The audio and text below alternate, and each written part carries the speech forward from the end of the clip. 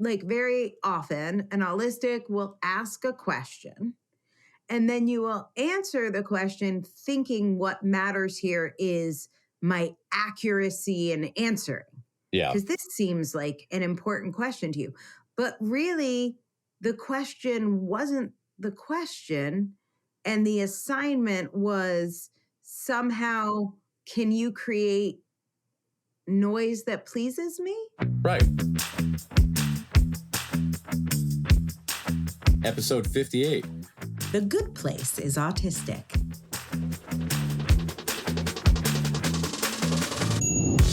Welcome to the Autistic Culture Podcast.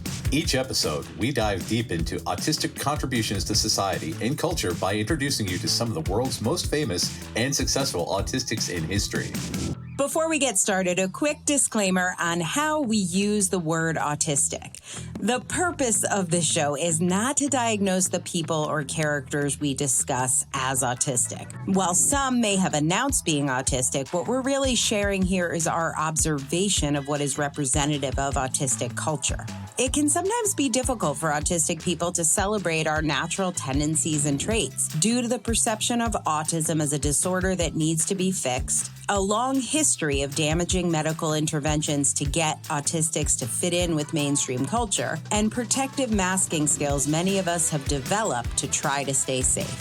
Whether you are autistic or just love someone who is, your hosts, Dr. Angela Loria, the linguistic autistic, and licensed psychological practitioner Matt Lowry, welcome you to take this time to be fully immersed in the language, values, traditions, norms, and identity of Autistica.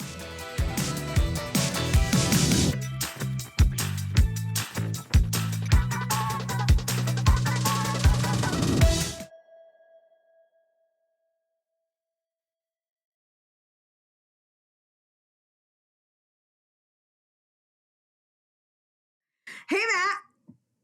Hey, Angela. Would you like to know what we're going to talk about today? I would love to know what we're going to talk about. Oh, no, you're using neurotypical voice on me. Am I in trouble? I just know the script, as neurotypicals do. Right. We are caught without the script. Are we scripting? Are we scripting here? When we are stuck with a script, we are stuck in what I would call a bad place. Oh, well, that is a nice segue to the topic of today's show, which is... Isn't it, though? The television program, The Good Place. One of my favorites. Yes. Oh, my goodness. You're telling me that this Good Place show, which honestly, I'm a fan of all of it, that this show is autistic? Funny, you should ask. It is autistic on a number of levels. Is it now? And we are going to explore many of them today. If you are here joining us, welcome. Welcome to The Good Place, or maybe it's The Bad Place. You may never know, but it is the autistic place. So yes, very autistic show. The creator, Michael Schur, wrote a book that I recently read. If you are a paid member, you'll hear a book review in our private book club. It's called How to Be Perfect.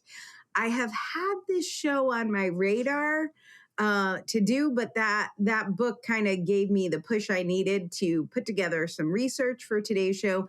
There are so many aspects of the show that are autistic in like every possible way, but I do want to start with just the creation, and where it came from in Michael Schur's mind is a monotropic deep dive on moral philosophy and just that word good. What is good? What is bad? What is moral? And this is like so many popular shows, a moral philosophy info dump. Told over many seasons, as you do. Yes. Yeah, because again, I can't count how many sitcoms on TV are monotropic info dumps about morality. Yeah. Yeah. So in The Good Place, so basically the idea, and by the way, I do this all the time. This is part of like world building. In Michael Schur's head, and I'm going to share the interviews and stuff where he talks about this in the show notes, but in his head, he had this image that the way the world works is, or should work, maybe it was a Should. fantasy, is that every behavior you do, so if you stop and help an old lady cross the road, if you put your grocery cart away in the parking lot, every good deed you do, you get positive points. And every negative thing or bad thing you do, you lose points. And then the people with the highest scores go to the good place and enjoy eternal happiness where every wish is granted. Maybe if you're Muslim, you get 7 virgins. I'm not sure what happens there. And then if you have a low score, you go to the bad place. And I think this sort of fantasy of how the world works, like there must actually be rules.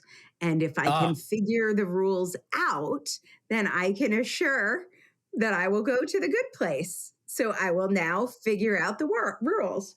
Because all allistic people seek the rules of the universe to adhere to those rules to live a good and happy and moral life, because there has to be rules for everything always forever, as is the way, because a very allistic concept maybe there, possibly not. I feel like that's a very autistic concept. Could it be? Yes. I think allistic people are just like, I don't know, doing random things. I'm not sure whether it's unclear to me, but I know we like rules. I've seen the Kardashians. I can't follow them. They just do whatever they do. But I personally like the rules. I like knowing what is good and what is bad and how to do things. Wow. Which is why we had 3 takes on the intro, because we needed to get it right. Exactly. We're like, let's get this right.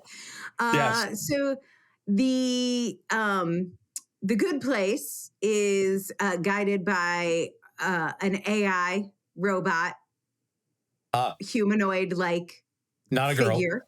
Not a girl. I was not like, I almost said woman, and then I was like, nope, Janet, just Janet. Yeah. I think her pronouns are Janet. I went down the Taylor Mack, who's a creative, an artist, I think a theater playwright, whose pronouns are Judy. And I went down the Judy rabbit hole. So if Taylor Mack can have Judy, Janet's pronouns are Janet, in my opinion. There you go. But everybody else gets an eternity of torture in the bad place, which sometimes includes hot dogs. It's not entirely clear. But there are 4 people who end up in the good place that our show focuses on. It seems like Chidi definitely should be there. He believes he should be there. He is a Kantian-like character who has lived his entire life focused extremely on what is good and bad. Jason Mendoza is a petty criminal, and it's very unclear what the hell he's doing there. Eleanor is, I don't know, some sort of chaotic vagabond who trauma-informed life means she's a little unclear what she's doing there. Pretty sure she's been placed in the bad place. Oh, Jason was a mistaken identity. He shows up as a Buddhist. As a monk with a vow of silence so that he doesn't give away his love of Molotov cocktails. Right, exactly. And then we have Tahani, played by Jamila Jamil, who definitely thinks she should be there, but some of us, speaking from our Kardashian experience, have some questions about whether or not she actually should be there. So those are our characters, and at the hierarchical head of this pyramid is Michael, who seems to be in charge of the good place. The architect. He is the architect of the good place. I should have said this before, but played by Ted Danson. And in this heaven-like location, you are assigned a soulmate. Eleanor, who's played by Kristen Bell, is assigned the soulmate of moral philosophy professor Chidi Anagonye, who is played by William Jackson Harper. And Eleanor Shellstrop realizes that there has definitely been a mix-up. She should not be in the good place. She is ethically misguided. And Chidi faces his first moral question, which is the basis of the show, which is, should he even bother to teach her how to be a better person? He is assigned to be her tutor, but is it ethical to go against the rules of the good place by protecting a misassigned person? Ooh, moral dilemma from stage one. That's Yes. fantastic. So I guess I want to start by talking about moral dilemmas because as autistic people, they do trip us up quite a bit. We are known for our black and white thinking and our moral certitude. And in Chidi's case, and this is like every test I've ever taken in school, because he is intellectually gifted and well trained in school, he can see all sides of every issue. Maybe it's not all sides, but it's a lot of sides of every issue. It's not just two sides, right? Which And leads to a process of process complexity, because when you can see so many sides and have so much data, that can be paralyzing. and Chidi is paralyzed. That is for sure. So for me, when multiple choice tests are the worst for this. But when confronted with a question, what I found is that many people who go into the teaching profession are neurotypical. It's a very difficult environment to not get fired in if you are autistic. So there's a lot of autistics in teaching, and they will often ask questions that they know the answer to, even multiple choice questions. But I can think of a way that all the answers are right. Yeah. Because of the details, because we are bottom-up processors. So I would not answer the questions. I had to write paragraphs of questions back. This does not lead to good scores. They really struggled with my questioning authority. Hierarchy didn't make sense because I'm like, I don't understand the question. I need you to elaborate this in laborious detail, please. Thank you. Exactly. So the show has really covered all aspects, and we'll get into some of the philosophy. I guess I want to start by talking about the characters, and there is no better place to start than Chidi. So do you have any reflections you would like to share on Chidi, first of all, from your perspective? Oh, so Chidi, my God, if there's ever an autistic-coded character, it is definitely Chidi. He struggles with so much data processing. He struggles with so much of to the point where he couldn't leave his house for was it his brother's wedding because he couldn't decide what to wear. So his brother knew that this was going to happen ahead of time, so he said the wrong time and the wrong date, and I need to do a full rewatch. But yeah, this is the thing, because he became so paralyzed of making the wrong decision that everybody around him just was like, yeah, that's Chidi. We just don't invite him to things anymore. And that was his own personal hell, because, he couldn't figure out what was right. He couldn't get along with the people who didn't understand him. He wanted to know the absolute right answer to every situation, as we often do. Right. And that process complexity led to this line from Chidi. I'll have you share. Oh, yes. Chidi Aragonye said, "You know the sound that a fork makes in the garbage disposal? That's the sound my brain makes all the time." I love that. Yeah. I feel it. That is how I felt during every test. It's like, it's all grinding in here. Yeah. So his challenges with process complexity, with bottom-up thinking, with the fact that autistic people have 42% more information coming at them, leads to what I have heard described as moral OCD, decision paralysis, moral OCD. Have you heard this phrase? I have, yeah, and it definitely fits us, because if we can't do the right thing, then we can't do anything. Right. It's a freeze response. It activates our amygdalas, and it becomes traumatic because we cannot do the thing because there's no way forward. Huh. Is it a freeze response? Is that what it is? because we just lock up because there's too much and our Right. brains get overloaded and we just it's a panic because Yeah. if there's no clear path forward, then what do? You don't want to step on the wrong path because if you move forward, and this is a big thing about the point system and everything, because if do something good to help this person, they might do something bad, which in the grand scheme of things takes away the points. So everybody is, I guess we'll get to that point, but yeah, No, it's one of those yeah. things. It's endless complexity of the universe because it's the butterfly effect. If you do one thing that affects another thing, that affects another thing, that affects another thing, you can be petrified to leave your house. And this is a big thing about like autistic agoraphobia, because traditional agoraphobia would be more along the lines of, you're afraid that, people will see you. It's an anxiety response. Autistic agoraphobia comes from the overload of processing of all the data and all the variables and what you're supposed to do in every particular situation.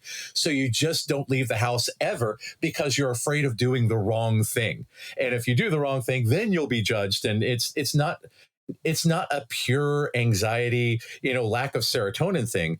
It is an infinitely complex data overload that results, and you can't do it. It's a freeze response through and through. Huh.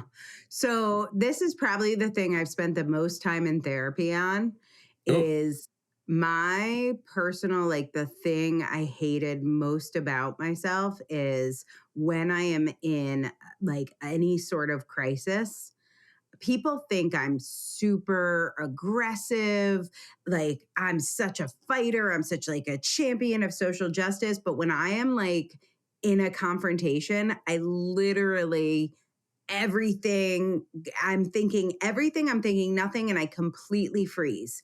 And yeah. it feels so like out of character, and it feels so embarrassing, and like it just I have no way to move out of that freeze space. I'm just like can't talk, can't nothing makes sense. Sometimes I'll just like repeat a phrase. Once it was Christmas Eve. Yeah. I was driving with Mila, who's my partner. Our kids were in the back, and we got hit by a drunk driver on Christmas Eve. And the thing is, it was a week after I had totaled my car. So it was a new car. And then a week before I totaled that car, I had gotten into a car accident. Oh So it God. was like so there were like so many things because I just got in this car. I hadn't paid off the car. Like couldn't get another car. I had just had a car accident. My insurance was going to get canceled. We were going to be late for Christmas Eve. Like, and all I could do was just keep yelling, "This is so bad. This Yeah. is so Yeah. bad." This is while the car was like flipping and spinning on an icy road. And I was just like, "This is so bad. This is so bad. This is so bad." And Mila's like, "That is not helpful. You got to stop talking. I'm trying to keep the car from flipping." Yeah. That's the thing, Fascinating. because we get overloaded with the data, and again, if you don't have a script prepared for such situations, then what do? Nothing. That's you just fall back on whatever preloaded information you have. It's essentially, "Beep, beep, beep. Your call cannot be connected at this time. Please try again." And then That- That's exactly right. And that's what happens to Chidi over and over again. He can't discriminate between big and small issues, and oh like yeah, everything in his head is of equal importance, and he can see all the details, but they're all magnified and at the same level. yeah. And this is really about like an inability to create a hierarchy of concerns and filter out what do we not have to worry about now, and then what is actually pressing. So Very I much so. wonder, is that related to just hierarchies in general and how we resist hierarchies? With the bottom up processing and all and looking at the Yeah. data, yeah, it can be very much, especially if you don't have, especially if you, the more you get into all the, I used to explain this to people as look at your wall, and again, top down processors will say it's a flat wall, and then that's all it is. And I'm like, well, Sorry, a dog just walked by, so Hmm. I had to look. But anyway, Squirrel. yeah, exactly. So but if you look deeper, well, tell me more about it's a blue wall. Well, tell me more about it. And people who understand paint and people who understand drywall will say, well, this is a semi-gloss, and the semi-gloss has this sort of structure, and you have to have this pigmentation in order for this, and you understand the pigmentation and the bonding of the paint and the structure of the paint that makes it a semi-gloss, and the structure of the drywall and how to hang the drywall, and the method that the drywall is hung, and the method of the plaster. And the more you know about something, the more complex it is. So if a professor of morality gets into all these details, because again, this man loves a good bit of research. So once you do all the research and once you have all this data, it can be damn near impossible to sort through the piles and piles and piles of data in his brain in order to figure out what is essential and what is not, because everything, again, with the butterfly effect, has consequences. So if you're paralyzed of the consequences when there's consequences to everything, then what do? You do nothing. Mm-hmm. And doing nothing, that can be bad in itself. Right. And this leads to, or maybe it doesn't lead to, but it feels like it leads to it for me, his stomach issues. So Chidi has ongoing stomach issues. He is not alone. There are many autistic people, including me, with stomach issues, and they do seem to be connected to the stress. In this case, it can be sensory stress, but in this case, it's this decision stress. Well, that's the thing about so again, autistic people tend to have so we have this thing called interoception, this ability to self-monitor our internal systems, do a self-diagnostic, understand this kind of stuff. But along with interoception difficulties, which we have because, again, we often don't pay attention to our meat bodies, or we pay too much attention to our meat bodies, and you end up like Chidi, paralyzed because you're paying too much attention to your meat body, and you say, I moved today, and now my heart rate is elevated, and now I might die. Or, I ate a salad yesterday, and now I'm rumbly, and I might die. But because, again, you're paying so much attention to your internal stuff, or you might not be paying attention to it at all, again, with Chidi and the stomach issues, because if you have what we call alexithymia, you cognitively process your emotions rather than feel them in your meat body. Most people feel emotions, which is why they call emotions feelings. We use the phrase to get cold feet to refer to nervousness, because neurotypical people feel a sensation of coldness in their feet when they get anxious. No. And it surprised me. I did not know that. I had no idea. Yeah. I like etymology, and I like why phrases are coined, and it turns out it's just blatantly obvious. But we autistic people, we get headaches, we get stomach aches, we get chest pains, and we get sweaty. And all of our emotions tend to come out in one of those ways if you have alexithymia or interoception difficulties. So again, Chidi is anxious all the time. So, and here's another thing about autistic anxiety. Autistic anxiety isn't due to a lack of serotonin. It's due to the stress of your brain processing 42% more data at rest than a neurotypical person, because you're churning through all the variables all the time, forever, always. And we have anxiety from always churning through the variables, and depression from understanding that nobody around us is doing that, and we are alone. That is the thing. It's like, what else are you possibly doing? What are you doing? What could you be doing if you aren't churning through the variables? That's why I love we talk about this in Chess is Autistic, in the Queen's Gambit, when she's showing all the different variables of the chess game as she's falling asleep. I'm like, correct. Isn't everyone doing that all the time? No, they are not. And this is why Eleanor is the perfect foil for Chidi, because she's like, you know what? I don't care. I'm stealing this thing because I want it. Life has taught me that I have to be a survivor because I was neglected by my parents. And in order to get my needs met, I had to survive at all costs. So she learned that there's a very personal morality that she had to, if she didn't do it, nobody else would. Right. So, and that is actually related to how privilege plays into traditional bad autism diagnoses, because when you are a woman, a trauma survivor, growing up in poverty, growing up houseless at points, you are Yeah. going to act very differently and make very different decisions. So we're going to talk about Eleanor's neurodivergence later, but that's a big part of why diagnoses are often missed, Yes. because it looks different depending on what those life circumstances are. I can't wait to talk about Jamila Jamil because, oh my God, that's going to be fun. I know, we have good stuff. I'm saving her up, though. Like our show? Here's how you can help. When you tell someone about this show, it helps make the world a friendlier place for autistic people. And when you rate or review us in your podcast player, it helps people find us. It really matters. And if you're PDA, I totally understand. You can not do this, and it will still work out.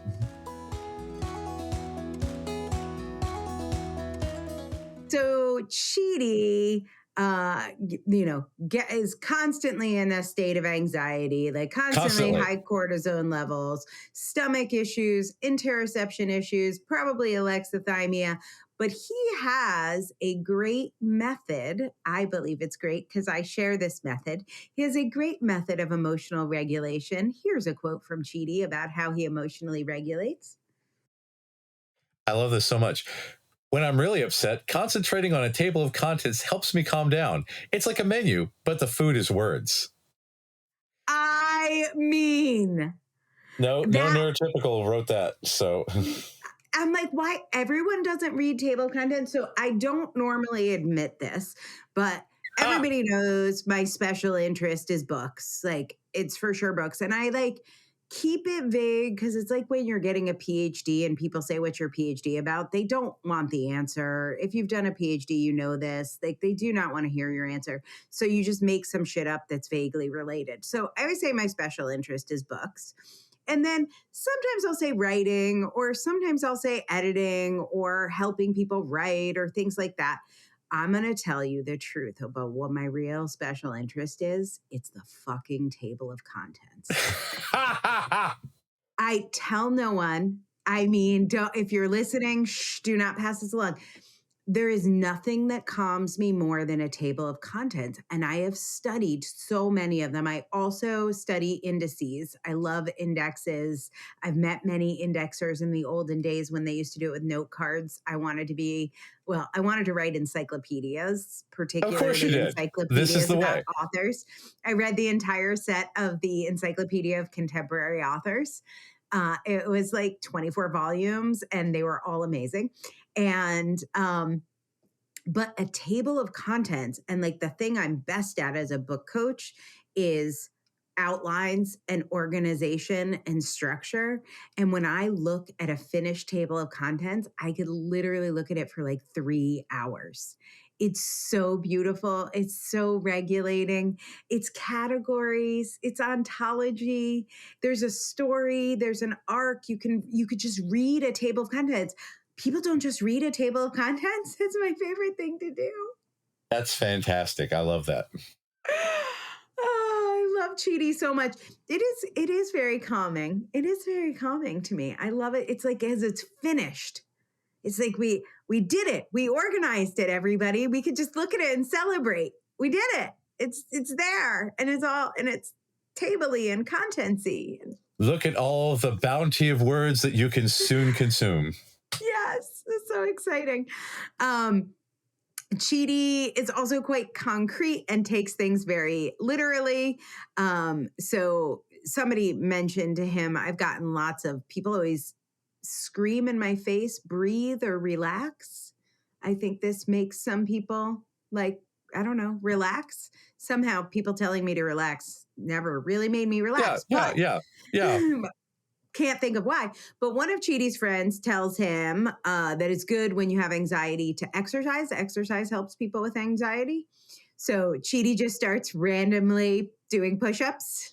Yeah, and he's got a 6-pack, and whenever the man takes off his shirt, he is ripped all the way. He goes from Clark Kent to Superman because he exercises. Because again, as we've spoken, a lot of autistic people are runners, so he exercises nonstop in order to get out the anxiety. Right. In one scene, Eleanor says to him, Eleanor, I think this is season 1, Eleanor's getting her moral philosophy lessons. And she says, well, who died and left Aristotle in charge of ethics? And Chidi, Plato. right. Chidi's like, Yeah. It's fantastic. I love that so much. Just very blatantly, yes. But correct. yeah. All growing up, we get to see some flashback scenes. All of his posters and action figures are all tied to famous thinkers and philosophers. He can always insert moral philosophy into any conversation. Basically, he has the perfect job because he gets to info dump on his favorite topics all day to his students. I think he was like a professor in Australia before he died. Also hyperfixations in chemistry and bugs. That comes up on the show. Of course. And we have talked about the joys of both chemistry and bugs on this very podcast. So, including lessons in chemistry. But yes, and yes. You got to catch all the bugs in our Pokemon episode. In Pokemon, exactly. So, and Kinsey's bug. Oh, yes. Oh, yep. Kinsey. So we don't get a ton on sensory overload from Chidi, but it is pretty clear that he's got some proprioceptive issues because he talks about how much he hates about moving fast and especially downhill. Especially in a trolley when you're going to run over 4 people before you. The trolley car problem. Yeah. So much fake blood. Yes. That was a great scene. He also frequently gets dizzy and also, like me, has no sense of direction. I literally cannot. It's not a joke. I regularly get lost in my house. It's not great. I get a little confused. I'm like, is it to the right or the left? Which one's what makes the L? Oh, okay. Yeah. So, yes. So Chidi, obviously, it is not said that he is autistic, but there are very few autistic culture traits that he does not share. He thrives on routine, not great at being flexible. And the thought of change makes Chidi sweat, makes his stomach hurt, hates making decisions, hyperfixated. We see him rocking back and forth. I'll share some clips in the show notes. So we see a little stimming when he's nervous. Lots of info dumps for a living. That is what I have to say about Chidi. And I think you started this conversation off well with something like he's kind of the perfect autistic character. The other characters we're going to meet, I am going to argue that all of these, the entire show and Michael Schur it is an autistic culture show. Yes. So there's no other character that I think is quite as clear, but I think the whole show is set in Autistica, really. Yeah. And so we've got different aspects of autistic culture shining through. So let's talk about our friend Eleanor Shellstrop. We've talked about her a little. My thought is there's a lot of ADHD in there. Yeah. So Eleanor is one of the most loyal people. She can see through bullshit faster than anyone else. Like she just spots it a mile away. Again, survival skill. I've seen people talk about that it could just be a trauma response, how her personality was shaped. But there is one line, I think you are a Maya Rudolph fan. Maya Rudolph in one of the scenes plays a judge and she's trying to tell... She's trying to tell Eleanor what her problem is with her, and it is something autistics are familiar with. Here's what Maya Rudolph says. Your tone. It's your tone. Ever get that one? Yeah, all the time. Because, again, it doesn't matter how much helpful data I'm trying to process if they don't like my tone. Because, again, I have to be happy and joyful and say, oh, yes, you're wrong, but I can help. It's if you have the wrong tone, automatically you're blocked out. It feels like that's a maybe that's what's actually bothering, because they'll ask, like very often, an autistic will ask a question and then you will answer the question thinking what matters here is my accuracy in answering. Yeah. Because this seems like an important question to you. But really, the question wasn't the question. And the assignment was somehow, can you create noise that pleases me? That Right. is unrelated. So I had a thing happen at work this week. So I had a client, he is deciding between having me edit his book and somebody else. And that somebody else, her name happens to be Uma. And he said, can you explain the difference between your editing and Uma's editing? Which I thought meant, can you explain the difference between your editing and Uma's editing? And so my answer was... being the literal question that the man asked. But go on. That wasn't the... I'm going to tell you, I figured out the question like a week later. I have to... No, it's only been 2 days. But seriously, it took me forever to figure this out. So, okay. So I answered, I don't know Uma. I've never met Uma, and I don't know how Uma edits. Every editor is a unique person who has their own approach. But if you would like to ask Uma how she edits, what I can do here is explain to you how I edit. That's a reasonable... Yeah. And then I explain my whole, like, this is 30 years of experience. I'm explaining, like, everything I know about editing. It is approximately, 5,000 words of, like, what is your philosophy on editing? What is your approach to editing? And now I'm thinking... what he's going to do is get a similar answer from Uma. He will then make a spreadsheet. There will be multiple columns. He must have something he wants, right? So I'm like, oh, you could make a spreadsheet. You could rate and score, and then you could decide. No, this was not the question, my friend. This baffles me. Yeah. Clarify for me, because yeah. This is how I figured it out. So a friend who knows me and Uma said, well, he's still deciding, but he really felt you were too businessy in your reply. I think businessy in this case means literal, because I wasn't really businessy. I gave like a whole philosophy of editing. So I'm like, why is he calling it businessy? And then I figured it out.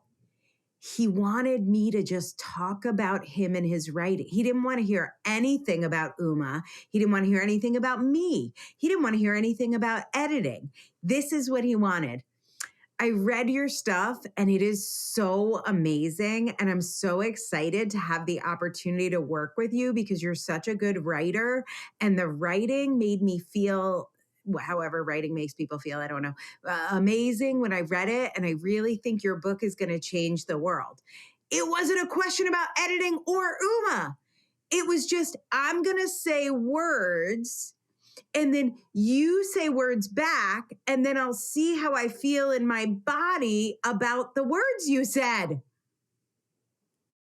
Do they just know this? It would be so much easier if he just used the phrase, I would like you to tell me good things while you tickle my butthole, Right.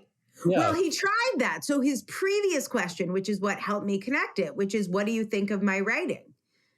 And I was just like, yeah, your writing's good. I think there's a lot we can do to make it better. Which is the wrong answer. I didn't know. Well, that's the purpose of an editor, to edit, to change, right, to clarify, to briefen. In briefing, I'm going to make that a word. It's a word now. In briefing. I yes. am briefing a pie many things. Yes, exactly. Yeah, I don't understand. This is like, it's your tone. It's your tone, Angela. Oh my God, that sentence. I'm so sorry, Eleanor. It's your tone. Look, I am giving you important information about how we can save humanity. Can we not focus on my tone? Yeah, it's the fate of the entire human race forever in that scene. Yeah, right. It's the judge of the universe. So this is Eleanor missing social cues, much as I frequently miss social cues. I guess that's what it means. We struggle with perspective taking. How can you flip what this perspective taking thing? What do you tell your that's the whole thing about so again, we call that the theory of mind and the double empathy problem and the perspective taking. We often there's often a lot of times when we would project ourselves into a situation.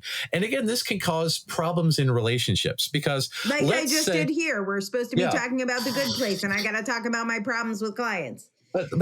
So let's say that you're with somebody who may not like getting off the couch, and you say, I also have executive dysfunction. I can totally understand because you're going through all the variables and you're paralyzed and you can't move because you do this. And they say, no, I just want tacos.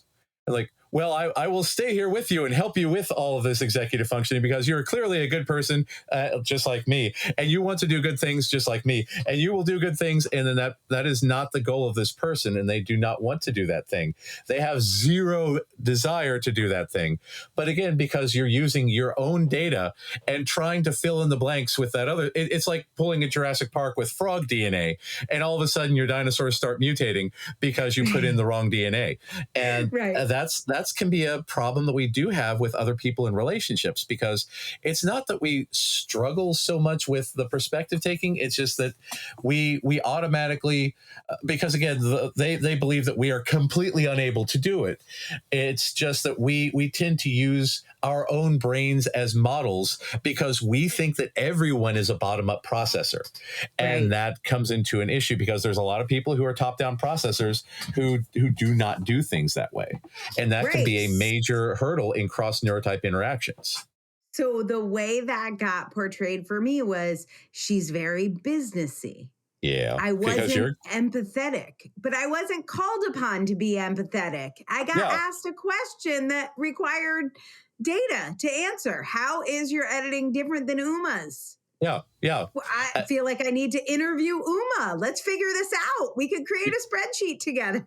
Because you are data seeking. You are looking for the answer to this question. Right. And it's no perspective taking. Damn, that gets me in Yeah. trouble all the time. That's the top down.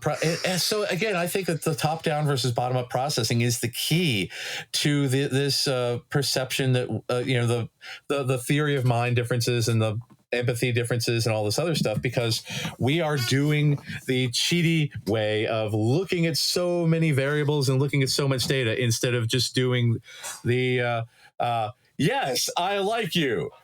Right. Great job, That's what I'm Chief. supposed to say.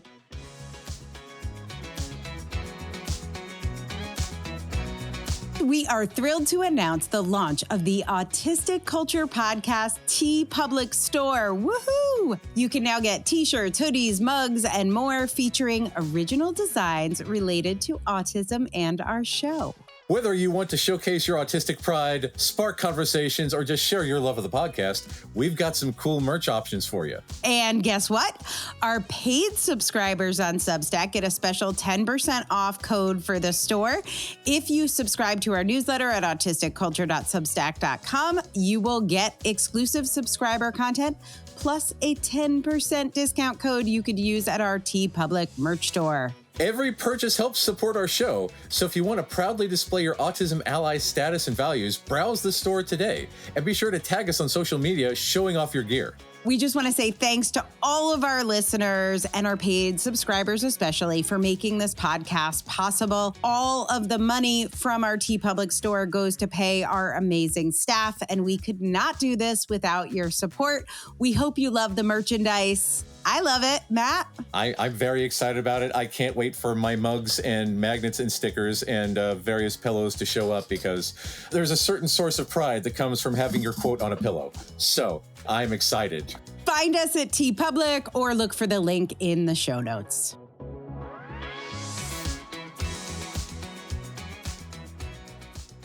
So this happens over and over again to Kristen, which is probably why she was supposed to go to the bad place, because she's, again, could be a trauma response here. But she is trying to survive when she is alive as a human on Earth. She is trying to survive. And that often causes, putting your immediate safety in the driver's seat. Yeah. So, because you need food, you need snacks, you need to escape, you need great things. Otherwise, you won't live to see tomorrow. right. I will say Eleanor is also bisexual, also like me. Thanks, Eleanor. And there is great representation of queer characters on this show. There's some, I think I'm going to put it in the show notes if I can re-find it. There's a great compilation of all of Eleanor's bisexual moments, which are fantastic. She is a very horny person. Yes. We'll leave it at that. Okay. Yeah. We are now going to talk about, because I'm saving Jamila till the end. There's so much to talk about, but we are now going to talk about Jason, which I'm voting inattentive ADHD on our little neurodiversity show. Jason's a bit of a himbo. He is a small-time criminal with a fascination for Molotov cocktails that comes in handy when they do visit the bad place. And do you know how he died so that he got to the bad place? Oh. He was stuck in a safe, which was produced by Ron Swanson's safe company. No. Yeah. There's an Easter egg in there? There is an Easter egg, and it was officially confirmed because Nick Offerman did a voiceover, I believe, on a podcast to advertise Ron Swanson's safe company. Do not crawl inside them. So, yeah, I completely left this out when I talked about Michael Schur. Michael Schur, SNL writer, who then goes to The Office, who then goes to Parks and Rec. And so check out our Parks and Rec episode. That's why we're talking about Ron Swanson, and there's a little crossover magic here. There is a lot of crossover. They have the similar magazines. There's details throughout the show that set it explicitly in the same universe as Parks and Rec, which means that there's a lot of question about the Parks and Rec crew, where they would end up. And again, due to the algorithm, everyone ends up in the bad place. But again, hopefully they make it sooner than later. Yes. So I want to talk. Oh, well, first of all, monotropic focus is something we often, I think I've heard like maybe, 40 or 60% of ADHD symptoms cross over with autism symptoms. So back in May, they discovered that ADHD brains are hyperconnected just like ours. So that's why there's such a large overlap. And now, again, for the longest time, they theorized that they knew that our brains were immune to the mTORs, which caused the hyperconnection brains, which, again, they tried to cure us by pruning our brains, which resulted in a lot of brain cancer. That's a whole other thing. But they made autistic rats. The autistic rats are the greatest thing ever. But anyway, they thought that ADHD was due to a lack of dopamine, and they just needed more concentration. So they put people on stimulants so that, you wouldn't be chasing that dopamine high all the time. Yeah. But it turns out there's a lot more overlap than anyone thought. I was going to say, I had a great conversation with Oswin Latimer. Have you ever met Oswin? Yes. Oh, yeah.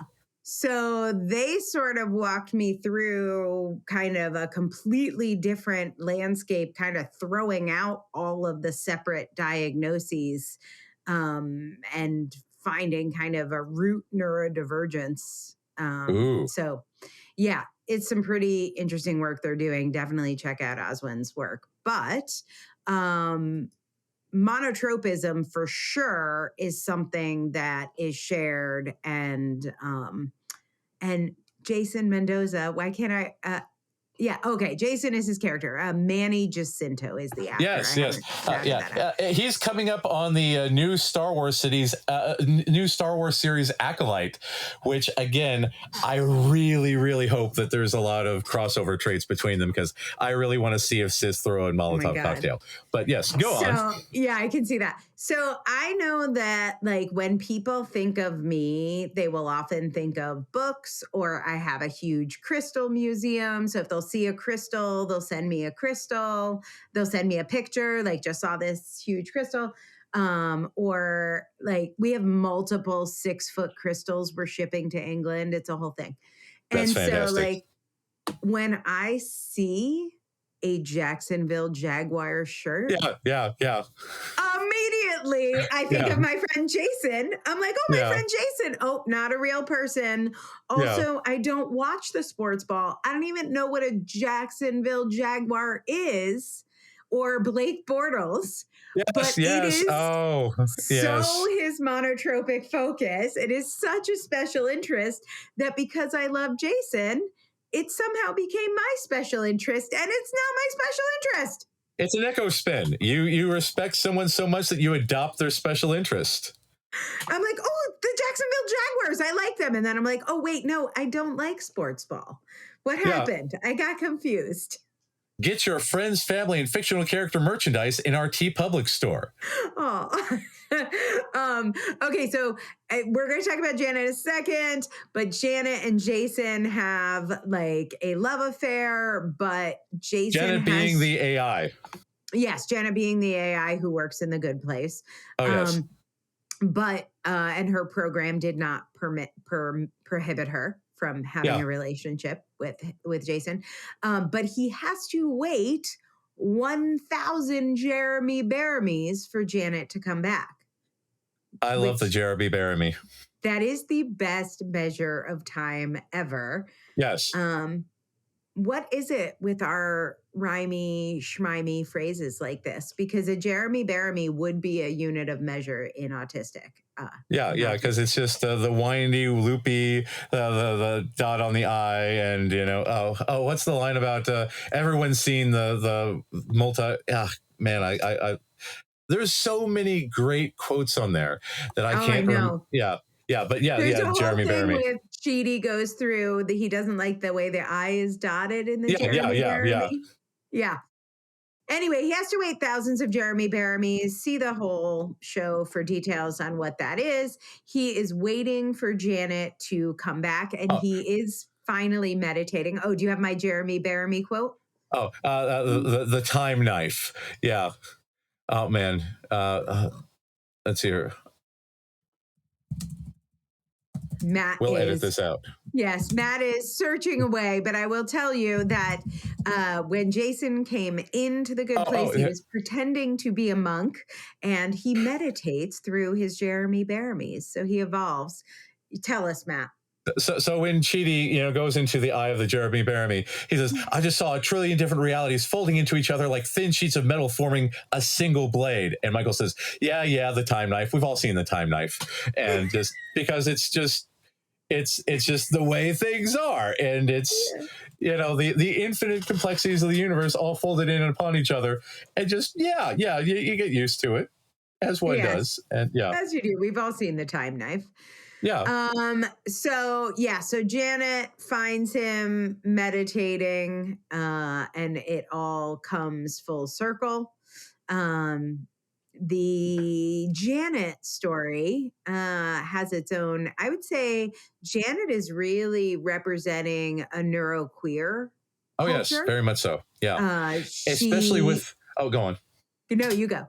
Oh, especially with the different reboots and the evolution and the coming to terms with who Janet is and what Janet's beyond the basic Janet programming, because when all the other Janets come online, they're just very, very plain. But Janet eventually decides what Janet is and what Janet wants and how to, live and being able to be more autonomous and have all the and Janet creates Janet's own AI creation. Oh God, what's his name? The one with the bells for testicles. Oh God, I really know his name. Matt. It starts with an M. Matt. Janet's boyfriend. She creates a boyfriend because she breaks up with somebody. I can't remember. Derek. Jason Mantzoukas. Yes, he is the perfect man, and I will make you a man. I'm sorry, I had a little Rocky Horror moment there that just escaped. Yes, she makes a man.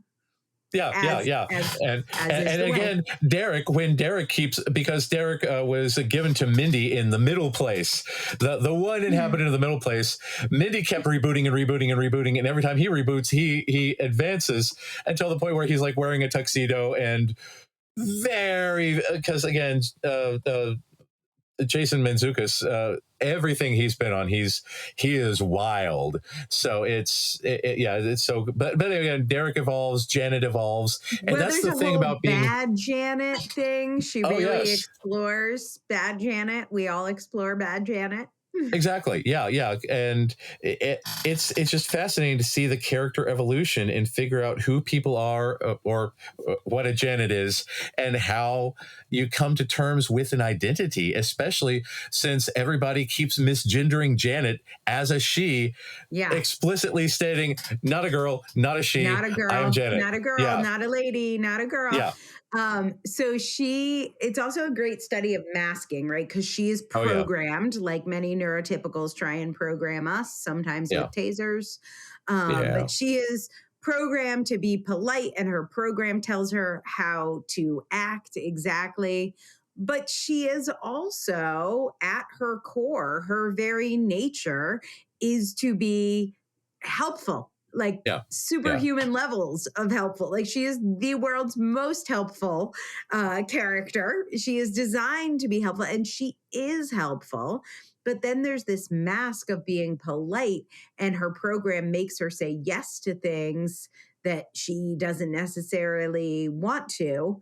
And by the end, Janet really finds her own no, not just the no the program gave her, but what her real true yes and what her real no is.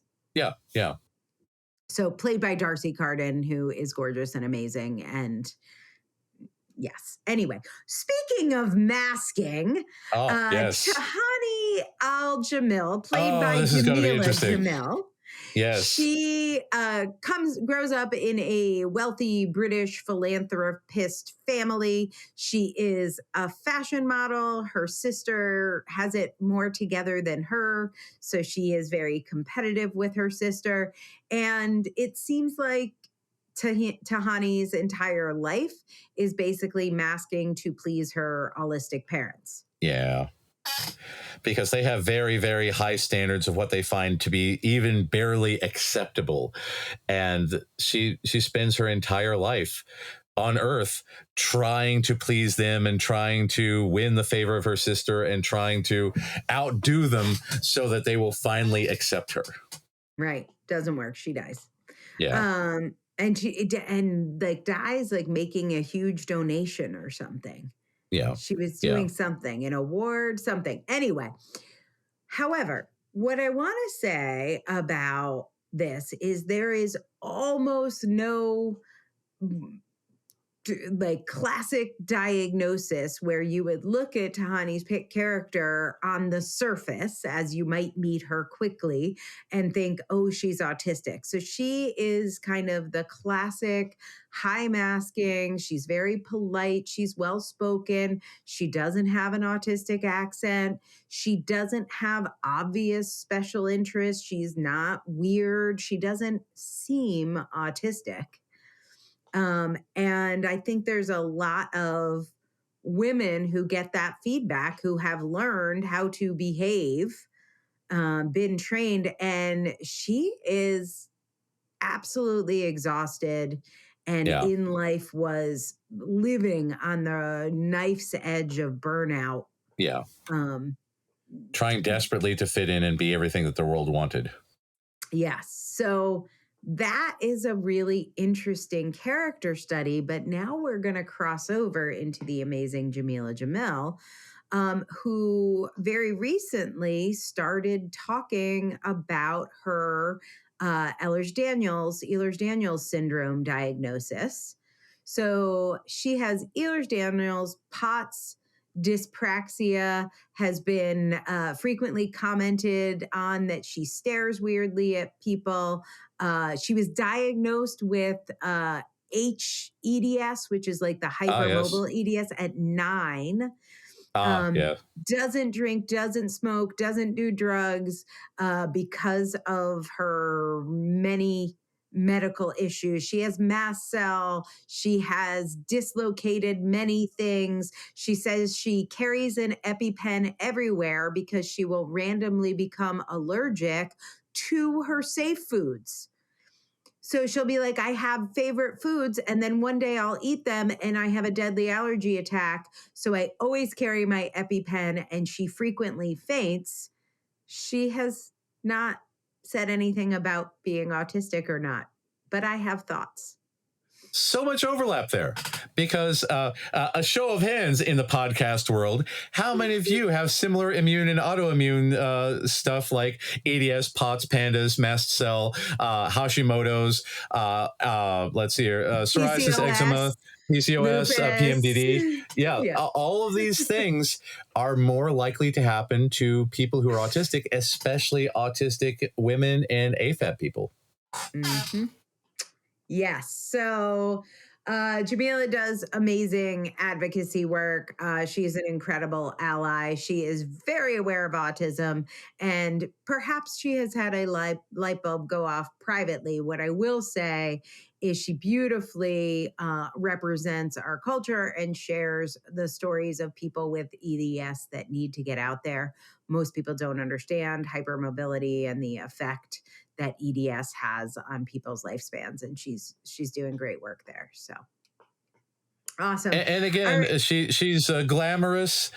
She puts on the mask well, just like her character, and that could be a thing that impedes her from coming. Because we've talked frequently about how it can be very, very difficult to come out as autistic, especially like again, I didn't come out for like I didn't come out until I was in my late 30s because I worked in the field and I was criticized.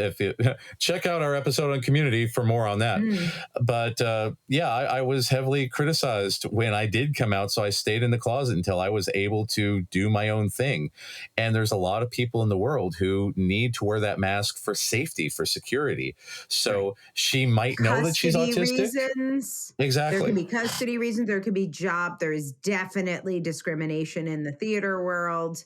You say you have EDS or mast cell, and it's a very different response than like, are we going to hire the autistic actor?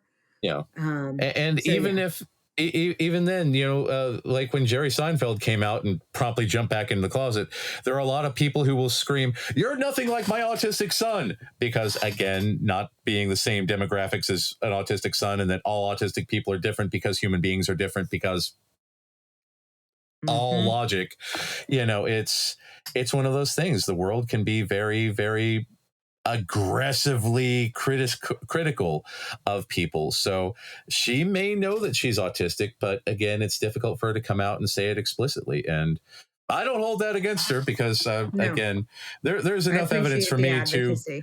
There's enough evidence for me to consider her, if not one of us, then at least a very, very close ally.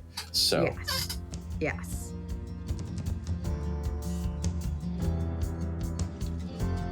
As always, this podcast is free and it will remain free, but we do now have a paid subscription over on our Substack page, which we wanted to tell you about. It includes lots of extras like private Q&A calls with Matt and I, our book club with our favorite book picks, and discounts in our TeePublic store. You can check out all the goodies over on our Substack page at autisticculture.substack.com.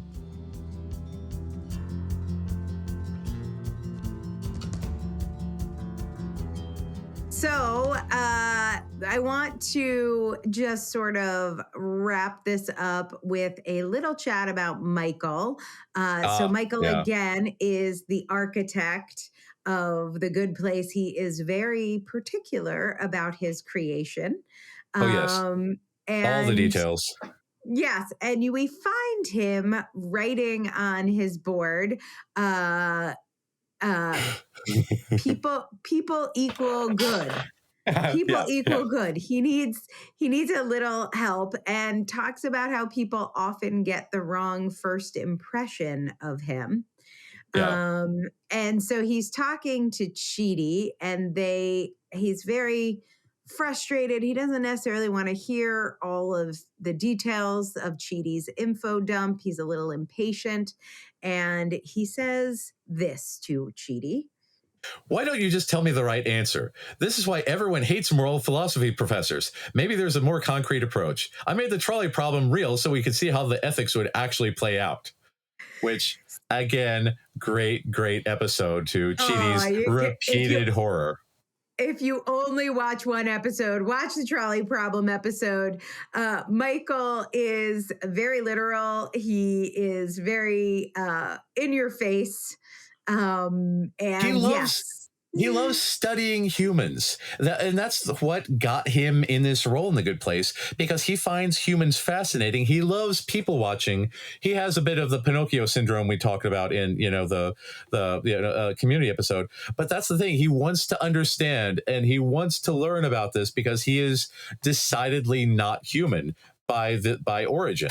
So it's fascinating for him to see how we operate with our meat bodies and to study how we would react in these ethical situations and to see how people can be good.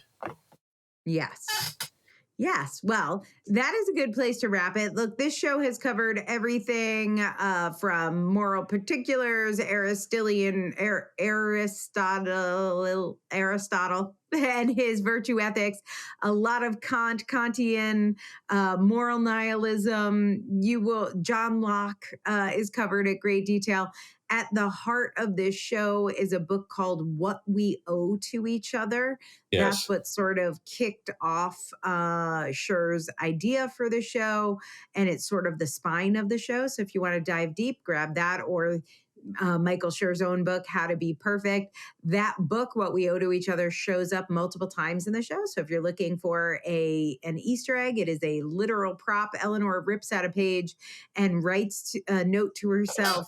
I do love my props. The show. Anyway, there is a trope where they keep forgetting things. And Eleanor says, find Chidi in the note. And that is one of the keys to a season finale. That was beautiful. Ted Danson and Chidi mention the book while comforting a memory-wiped Eleanor at a bar in homage to Cheers, the Cheers bar. And Chidi uses it in a lecture that Eleanor watches on YouTube. So look for that book, What We Owe to Each Other. I think it's a little bit of an autistic book in that we really do want to be good. I talk about this all the time, but it is one of the big differences between narcissists and what is so special and treasured about autistic culture. We think a lot about what we owe to each other. All autistic people are different. We reach different conclusions, but that is not a question narcissists are asking. So, yes. Anyway, I love the show. I hope you love it too. Matt, you're ready for a rewatch of Good Place. Oh, absolutely. I have begun my rewatch of Community based on our last episode. So we're just trying to bring you guys some good TV over here. We would love to see your reviews. Matt, let's leave people with some good news from you. What did you love about being autistic this week? So we are building an autistic-led autism center in Louisville. Everybody at this autism center will be autistic. We are getting such input from SLPs, OTs, PTs, therapists. We've got a psychiatrist. We've got a medical doctor. Our medical doctor has access to an IRB, an institutional review board, so that we are going to make autistic-centered therapy evidence-based, because we will collect evidence and show its efficacy.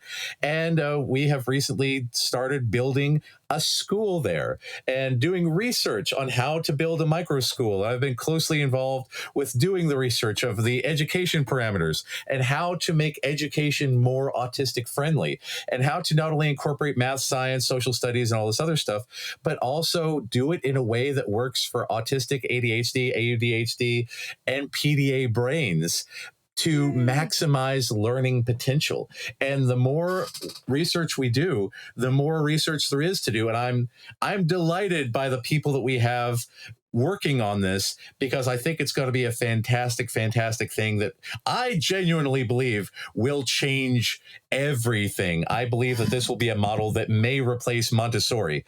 But again, I'm biased on that. Let's hope so, because they're a little crazy. Yeah, well, we'll cover that in the Maria Montessori episode.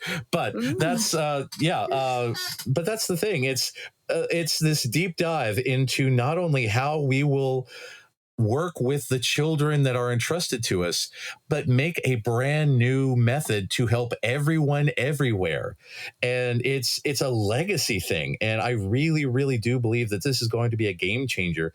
And I cannot wait to see how it plays out. And I my full support for we've got an autistic ADHD, an AUDHD special ed teacher with a decade of experience pulling all this stuff together. And I am just incredibly in awe of all of this process, and it's going to be so great. And I love what is coming, and I could not be more excited. Yay. Well, I'm going to get to see it soon. I am excited to drive by the firehouse that will soon become Acadia.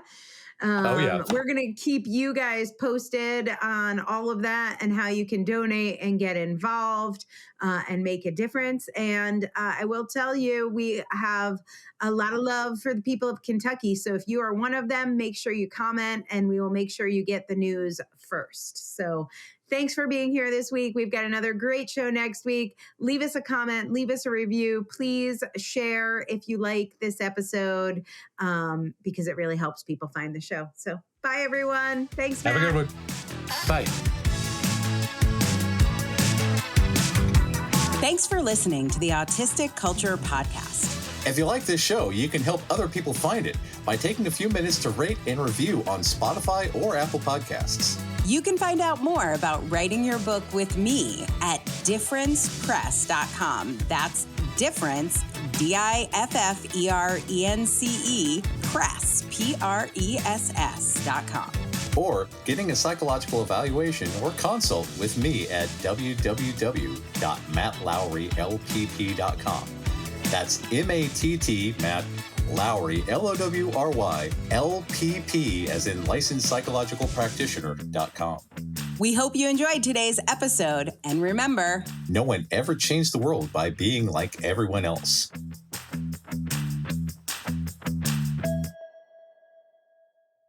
special thanks to our content manager, River Robbins, and Aaron Stoner, our producer, for making us look and sound good.